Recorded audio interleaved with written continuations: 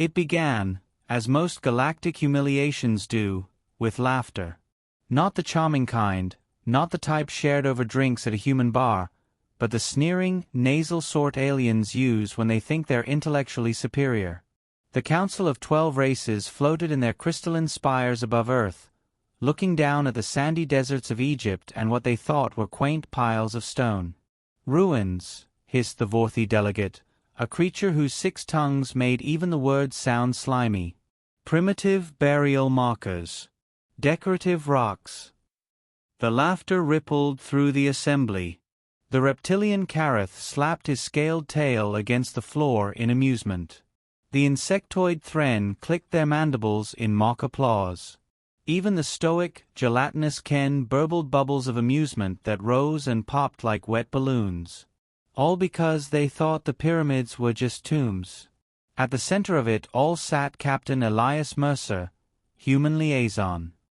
He was polite, smiling, sipping tea as if he hadn't just heard the last 45 minutes of insults directed at his species' greatest wonders. He adjusted his tie, leaned forward, and said mildly, "Well, I suppose ruins do have their charm. After all, gentlemen, and assorted gelatinous forms, yours will look quite similar someday." The laughter faltered, only a fraction. Elias smiled wider. There was nothing threatening in his voice, nothing cruel in his tone. It was the smile that unnerved them. Humans had this habit, smiling when promising pain. The Vorthi recovered first. "We have charted 1,000 civilizations, human. None rose on such crude architecture. These are rocks, nothing more." "Rocks with staying power," Elias said, setting down his cup. "You see, empires fall, fleets burn, archives corrupt. But those rocks, still standing." The insectoid Thren chittered in amusement. "And what do they stand for?" "Corpses. Dust. An end." Elias's eyes glinted. "Not an end. A waiting." That was when the ground beneath the desert shifted. It began with a tremor so faint most assumed it was merely Earth groaning under the weight of the Council's orbiting ships. But then the sand split. Not a crack, but a deliberate seam, as though some colossal lid had been waiting for eons. The largest pyramid, the Great Pyramid itself, shook the desert with a low, thrumming hum. Blue light leaked from its base, crawling up the sides in ancient patterns no one alive could read. The aliens stopped laughing. The Ken emitted a confused blorp. The Kareth warrior hissed and instinctively unsheathed his plasma blade, though it was useless at this distance. Only Elias continued sipping his tea, his smile never wavering. What is this?" demanded the Thren. "Oh," Elias said lightly, "just the ruins. Opening." The sands exploded as smaller pyramids around the Great One lit up, firing beams of pure energy skyward. The beams converged in the upper atmosphere, coalescing into a lattice grid so vast it blanketed the planet. Every alien ship in orbit flickered, their engines stuttering, weapons going cold. A single collective gasp rose in the council chamber. "The defense grid," whispered the Vorthi, horrified. "Defense." Elias chuckled. No, that's just the doorbell." As though summoned, the top of the Great Pyramid split apart like an iris. From within emerged something that was not stone at all. Black metal, etched with golden circuitry, rose higher and higher until the structure dwarfed the very pyramid that housed it. It was a ship, ancient and angular, its hull scarred but pulsing with renewed power. The aliens were no longer laughing. The Kareth growled, This is impossible. Your people were primitives when this was built." Elias dabbed his lips with a napkin. "Ah, yes. We were stacking blocks while you were already charting stars. Cute story, isn't it? The trouble is, we were never stacking blocks. We were building locks." The insectoid Thren's mandibles clattered nervously. Locks, for what? Elias finally set aside his teacup and stood, buttoning his jacket. His smile was as polite as ever, though his eyes gleamed with something older, sharper. For you. For all of you. Humanity knew others would come. So we left the ruins behind, not as tombs, but as keys. And now, he gestured to the sky, where the great ship's engines thundered to life, shaking the atmosphere itself. Now the keys have turned. The alien fleet scrambled, powering weapons, igniting thrusters, but the lattice grid held them fast.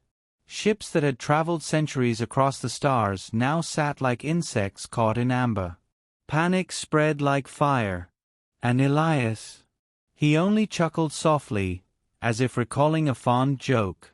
You see, he said conversationally, you laughed at our ruins. But we humans, we laugh last. The council chamber devolved into chaos.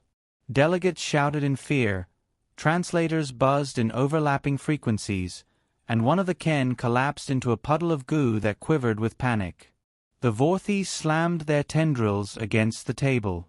This is a weapon. You dare unleash such blasphemy? Blasphemy! Elias tilted his head as if the word were a curiosity on a museum shelf. Interesting choice. Tell me, Vorthe, did you think humans incapable of foresight? Of patience? Do you imagine we simply tripped into survival? The insectoid Thren scraped claws across the floor. You were primitives. You had nothing when we found you. And yet here we are. Elias's voice was silk, his tone polite, but every word carried the weight of an executioner's axe. Your fleets, your proud ships, frozen above my world like toys on strings. And you, all of you, guests in my house, jeering at my ancestors. Tell me again about your superiority. The Carath slammed his tail in fury. Release us, human. Release us or... Elias's eyebrows lifted. Do go on. Threaten me. I'm sure it will be most effective given your current paralysis.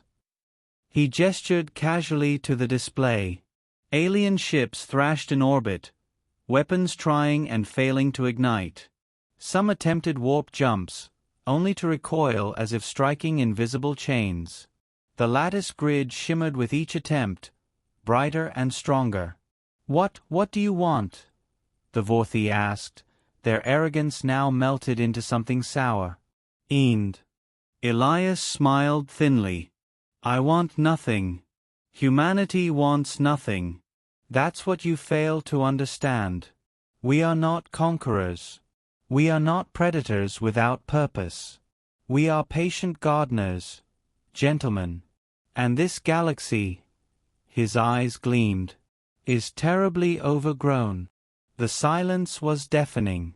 The council delegates exchanged terrified glances. They had misjudged humans, all of them. What they thought were ruins were seeds. What they mocked as tombs were cages. Consider this, Elias went on, strolling leisurely around the chamber as though giving a lecture. You saw sand and stone and laughed. My people saw visitors who might one day need boundaries. So we built them. Quietly. Patiently. And now you find yourselves inside the lines we drew millennia ago.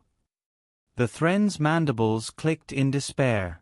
You planned this all along? Not me, Elias said. Not us, not today's humanity. We simply inherited the plan. You see, we've always been rather good at long games. We play chess while others play dice. He leaned down toward the Thren, his smile sharp as glass. And right now, my dear insect, you are the pawn. The insect shivered visibly. The great ship above the pyramid completed its awakening. The air burned with its energy, ancient engines roaring with a voice like thunder. Across the desert, smaller pyramids shifted, rearranging themselves into precise geometries, forming vast circuits that pulsed with blue fire.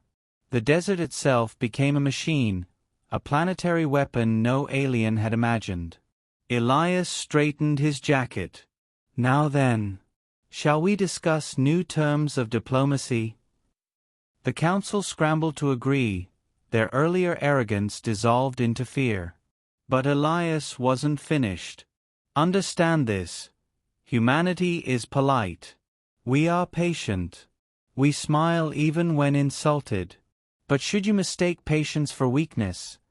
He gestured to the sky, where the lattice grid pulsed brighter, enclosing not only Earth but the very space around the solar system.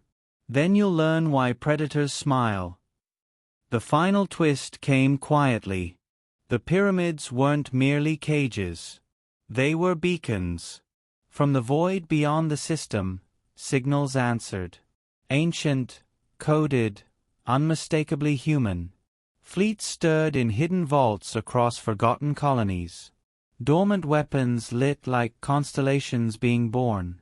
The galaxy trembled as humanity's long-hidden hand revealed itself. Elias raised his cup once more, calm amid the storm. So, my friends, shall we begin? And as the council stared in horror, they realized the terrible truth. Humanity had never been prey. The ruins they mocked were not relics, but warnings. And the pyramids had finally up.